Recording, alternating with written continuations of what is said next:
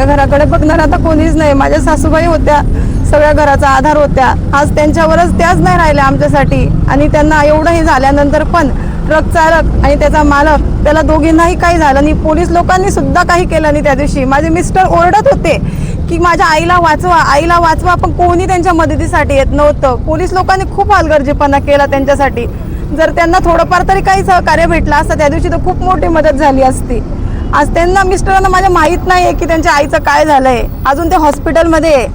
आज त्यांच्या परिस्थितीला आम्ही कसे तोंड देणार, त्यांना कसं सांगणार की त्यांची आई आज त्यांच्या जवळ नाही आहे म्हणून. सर, आमच्या कुटुंबावर एवढा दुःखाचा डोंगर आहे, आम्ही कोणाला सांगू नाही शकत.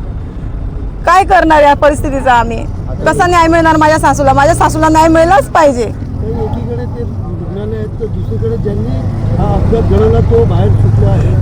जामिनावरती पोलिसांनी जी कागदपत्र करायची होती त्याप्रमाणे केलं नाही. काय नेमकं तुमची पोलिसांनी हलगर्जीपणा खूप केला आहे. त्याला सोडण्यामुळे मागचं कारण पोलिसांनाच माहिती. आता त्यांनी मध्ये काय केलं काय नाही, आमच्यापर्यंत काहीच आलं नाही. आम्ही आमच्या दुःखामध्ये होतो म्हणून आम्ही काहीच नाही करू शकलोय. पण माझं एकच म्हणणं आहे, माझ्या सासूला न्याय मिळावा बस. मला दुसरं काहीच नाही. माझ्या कुटुंबाच्या आर्थिक आणि मानसिक परिस्थिती खूप खराब आहे. आज त्यांच्यासाठी काहीतरी व्हावं माझं हेच आहे. माझ्या मिस्टरांना खूप म्हणजे खूप धक्का बसणारी गोष्ट ऐकल्यानंतर. पण त्याला आणि त्याच्या मालकाला अटक व्हावी हेच आमचं मनापासून हे आहे.